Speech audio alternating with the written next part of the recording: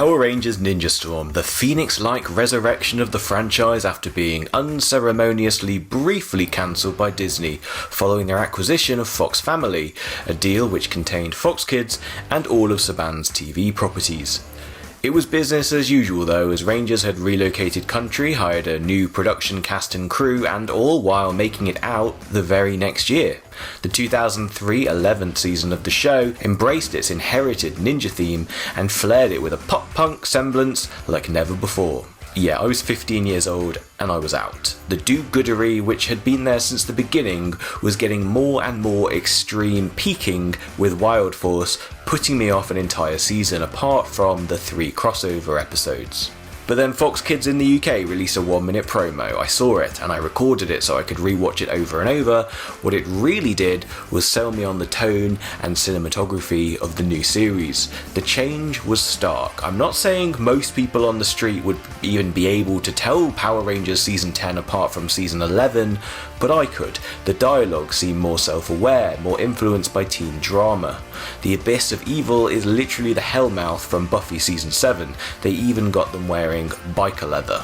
The colour saturation was less Los Angeles vibrant, slightly more cinematic, and actually a better colour match for the Japanese source footage. Now, with the benefit of decades of hindsight, I strongly believe Ninja Storm is the true nexus point of the Power Rangers franchise, an ambitious series that pays homage to its origins in Mighty Morphin, but also creates its own thing entirely, and sets a template that's followed to present day.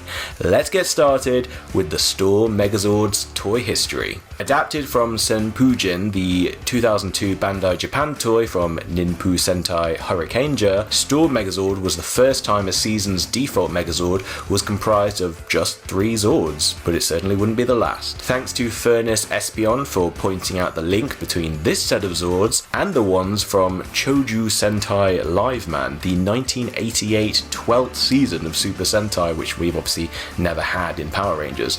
This was our 11th season of Power Rangers, but interesting that they used the exact same core 3 animals all over again: the hawk, the dolphin, and the lion.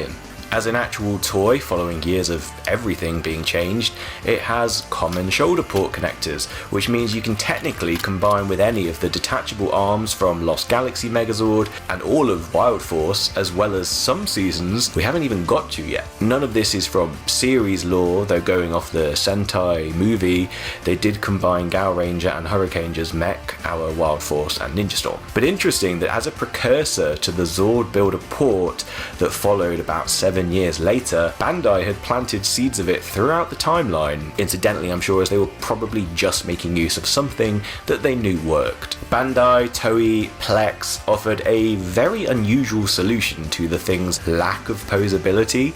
Acknowledging the bulkiness of the robot and its lack of articulation, they, for the first and I think only time, offered a sleeker second version of the Megazord called Lightning Mode. In the show, the Storm Megazord would be able to transform into the more compact and agile mode for a minute, where it would retract some of the oversized aesthetic parts of the combination and become much more uniform in its colour scheme. Only the Hawkzord stays unadjusted from its original form. The trick meant Bandai could offer a dexterous alternative to its default combiner and sell a second toy at that. Ooh, did anyone else just get Power Rangers 2017 chills? It's also worth mentioning this was our introduction to Power Spheres, known in the Sentai as Karakuri Balls or Trick Balls. These I feel were definitely the influence of Digimon or Pokemon, both of which appeared several years before Ninja Storm and swept the interest of the same target market. It's something that the franchise still does to date, piggybacking on the design language of a current mainstream trend. I'm looking at you, Dino Fury. This also kind of becomes our first gimmick, but they also had another hand in play with a second one set up by the power discs in the roleplay scale. In Japan, the discs and most of the balls were sold together in add-on sets, but you definitely got the first hit free with this Megazord. The idea of collectible gimmicks would become commonplace as they were finessed over the years, but this was where it all started. Yeah, Ninja Storm was an exciting season that rode as many of the franchise's established toy tropes as it created brand new ones. Moving on to the design. I would argue that Power Rangers Ninja Storm is simply the single most interesting season in terms of design. From the morphers to the suits to the Zords, this season is a literal hurricane epicenter of the franchise. Although it's got a foot planted firmly in the legacy retro side now, its design language felt very fresh at the time and still applies to many modern seasons. For Megazords, I would say it introduces the theme of maximalism to the franchise, the aesthetic of excess, where more is more. We're not getting robots that look neat and tidy here, we're getting these wild, expressive elements throughout. They really help to exaggerate this by offering a more conventional alternate mode. It makes sense in a way. Megazords truly become a product of their time when looked back on, so maximalism allows the design to rise above the trends of the time, which makes it harder to narrow down chronologically after the fact. Zord design is evolving from blocky, boxy assault vehicles to more rounded, expressionist design. Ninja Storm for the Power Rangers franchise is the perfect midpoint between what was and what will be, the eye of the storm, if you will. It's also the season with the most classic and modern combination styles. Following on from the Wild Force Predator-Zord, Storm Megazord is our second three-zord combiner and the first main team Megazord done in this way. And there's a small, medium and a large Zord, which is different to how they do it these days, where red is massive and the other two are similarly sized, but also different to most Megazords of the time, where Zord sizes were generally more consistent, and across 5 of them. The Lion is very solid, blocky and squared off like a foundational base to represent the power of Earth. The Dolphin had lots of curves and circles, showing the flow of water, and the Hawk is so pointy and sleek, sharp angles and thin aerodynamic pieces represent its easy grasp on air. So 3 very different Zords to represent 3 very different power specialisms. We might have 2 fewer Zords than usual, but at least they put more time and thought into the ones that we do have. The smaller amount of Zords also means there's more noticeable details and colour changes going on with the ones we do have. Red is pretty much all red with a bit of white paint, but blue has a lot of grey and silver plastic parts, and yellow is the highlight with navy, black and grey plastic, plus the most paint detail of the 3. They're also each given little thrusters or engines, which again emphasises their mechanical side, and while it deviates from the animal theme, it does tie in nicely with the other Zords we get later on. You can also see the spacers for cockpits on each, something we didn't get on the Wild Zords, which tried to be more faithful to the animals' proportions. I don't normally like Animal Zord seasons, but I guess I do like it when they combine them with vehicles in this sense. The Megazord is designed to look a bit like a shinobi warrior, especially with the helmet and mask over the mouth like a ninja and the feet banding. That swords are so important to both modes also emphasise this. The maximalism theme breaks this, mostly in the arms, one for having a giant spinning lion head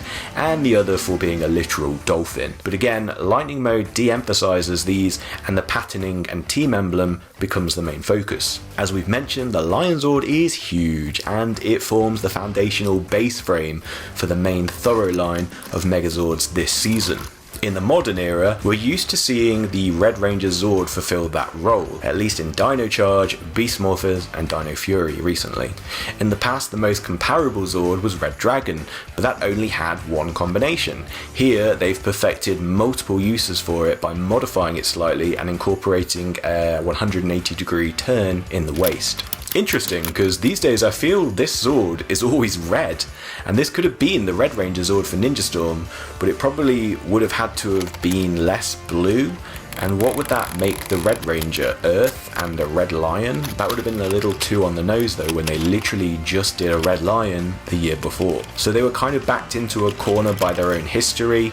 Red had to be tiny and yellow had to be giant. Weapons are very unusual this year. We do still start with a power sword, but it's the extreme version of Shogun Megazord Saber, or the Shark Fin Sword from Wild Force. Serpent Sword actually is a dragon rather than a snake like I used to originally believe it was. It's bigger than the Red Hawk Zord, and it's always reminded me more of the Toon Singing Sword Eddie Valiant pulls out in Who Framed Roger Rabbit, which is a bit of a deep cut, and surely not an influence in Japan, but yeah, the mind makes strange connections here sometimes. The differences from the original, so many. Senpujin is something that I do wish I had, but it's expensive and actually not without its own problems in terms of breakages and plastic disintegration. But it definitely looks a lot nicer. Diecast is the main change in the hips and legs.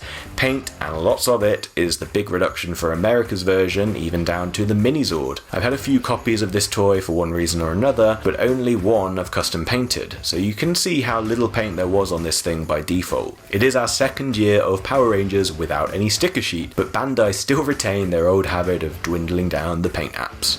Some of them get away with it. Dolphin, I think, is fine as is, but the Lion Zord looks so much worse in Megazord mode, and the Hawk looks so much worse in Zord mode. As usual, the details are moulded there, so you can gently resolve this yourself, and subtle additions that aren't that difficult to paint look all the better for it.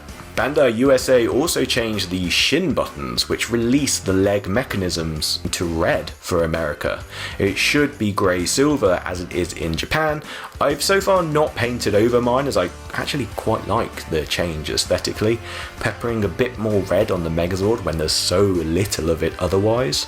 I can see why they did this. I may go as far as to say this should have been the proper colour in show. Lightning mode was hard to track down the Japanese version of. I believe it was down as Sempujin Hurrier, and there were a significant amount of changes here. One obvious change was that the decorative ankle parts that for us are metallic copper painted were chromed copper in Japan, as was the ring around the team emblem. In fact, the entire lower leg pieces look different. I don't think there's the little stubby port pieces which make it possible to connect something later on. There's just circular dots there. Also on ours, those large bladed bits on the back of the feet, they look much shorter on the Japanese version and possibly don't even rotate.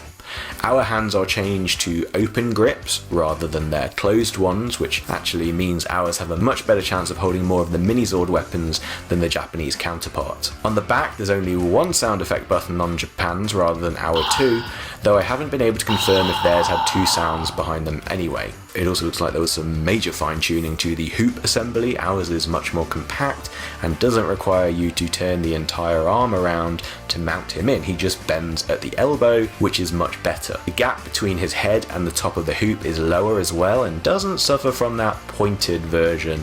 It's much more round overall. I would have liked to have got chrome with ours, but I think ours actually offers much more finessing of the product, which is unusual to say about a Bandai America version, but I guess they could actually learn from the designs of the year before, as well as the usual mandate of just cheapen. Also a bit of a late discovery, but look at this. I think the Bandai America version was even more radically different than I've ever given it credit for. It looks like Sempujin Hurrier was about a third shorter than the regular combining version. At least ours brings it back into the same height scale. And if this is right, here's one time where I'm going to recommend the America version over Japan's. What's bad about it then? I would say articulation is the contentious point here. For a three-zord combo, you'd think they would have been able to spring for some more movement in the limbs. And it does offer a bit more to the Dolphin, which gains some slight 3-point ratchet in the elbow, which also rotates 360 degrees, but it's barely noticeable to be honest, though the rotation is appreciated when handling weapons. The Lion's forearm limbs don't have a place to go in Megazord mode and just kind of fold to the back.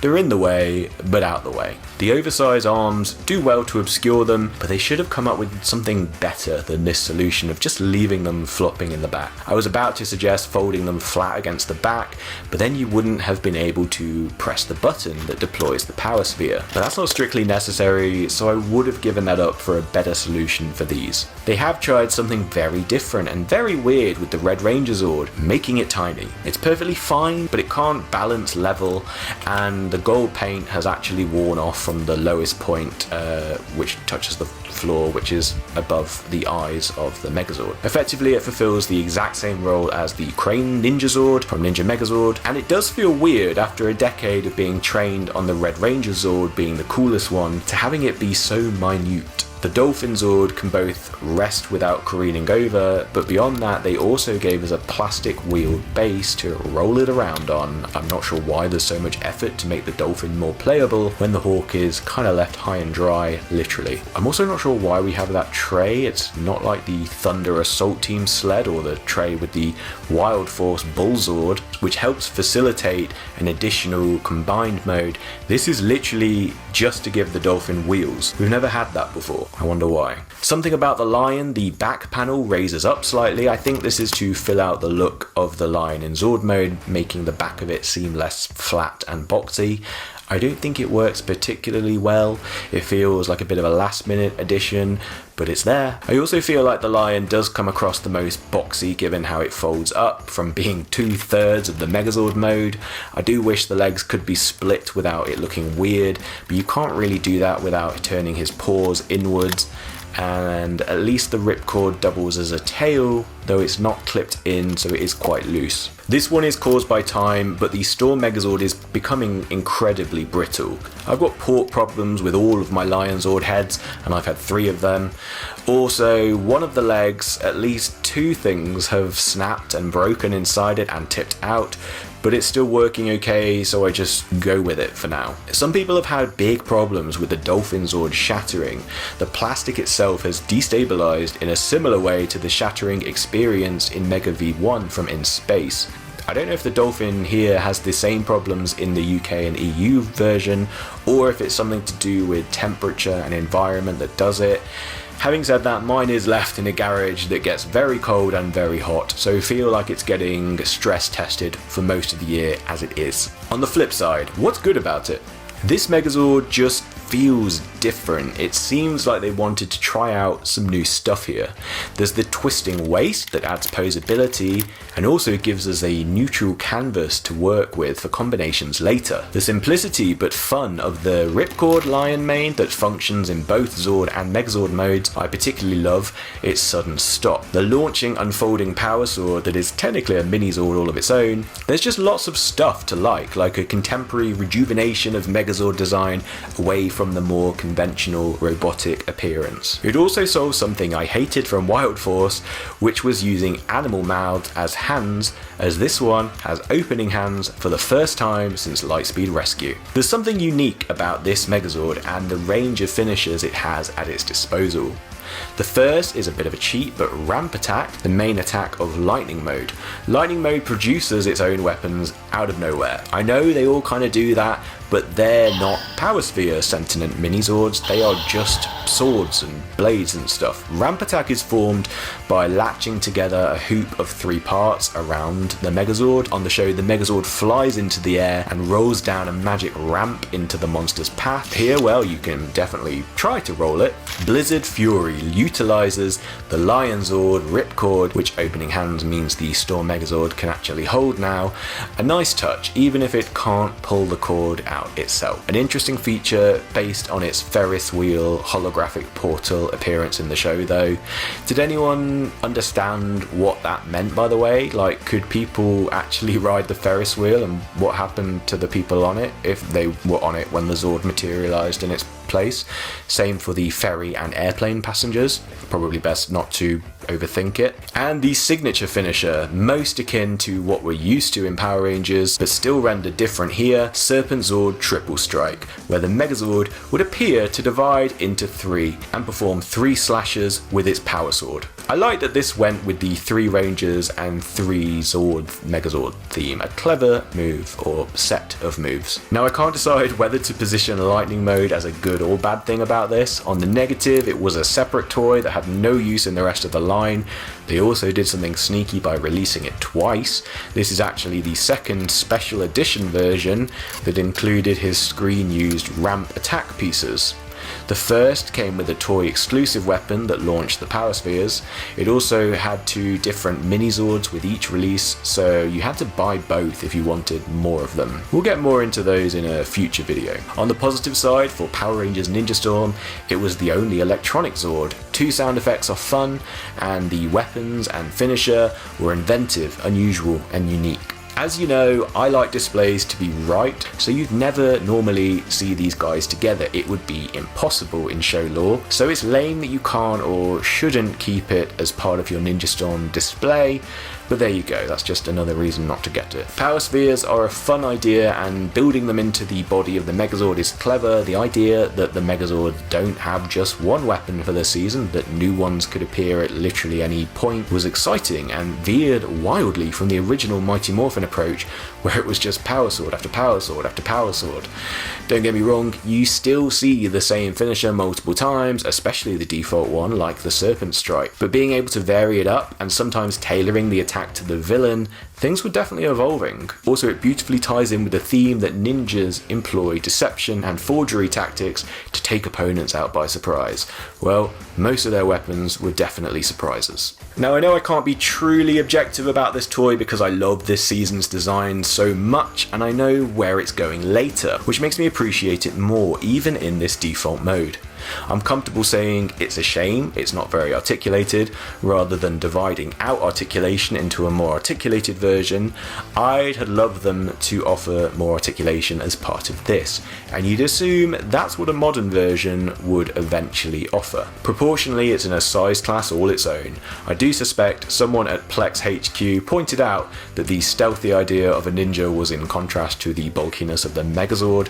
However, Shinobi warriors were heavily armoured, so it still kind of works. I remember at the time Ninja Storm felt like a soft reboot for the show. They initially jettisoned some old universe ideas while riffing on themes and elements we recognised. As a season, it's very self-contained, but they bring it back into the main continuity later, showing them alongside Dino Thunder and Tori on a team with Adam for the 15th anniversary. There's once again the subterranean command centre, the mentor and the technical assistant.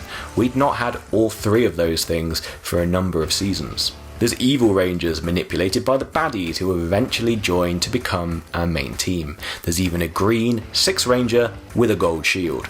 And there's a Zord controlled by a musical instrument, an Ultra Zord no less, that becomes a rolling chariot. Basically, there's a lot of Mighty Morphin in this show's design and format DNA, but Disney made it cooler somehow, eliminating a lot of the goofy elements present in the original Sentai. Sorry I'm getting sidetracked by how much I love Ninja Storm again.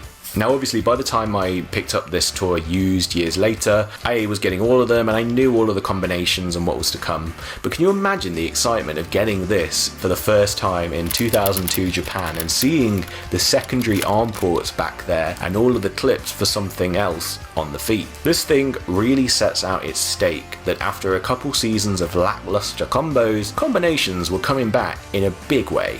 And boy, did they deliver on that. So I hope you'll subscribe if you've not already, and join me for when we discuss Thunder Megazord. Do me a favour and please like the video if you're as hyped about Ninja Storm as I am, and follow me on Instagram at powerrangergram for some freeze frame looks at these guys. Excited to finally be doing this season because it's such a good one. Hope you'll agree it's been worth the wait. Until the next time, see you later.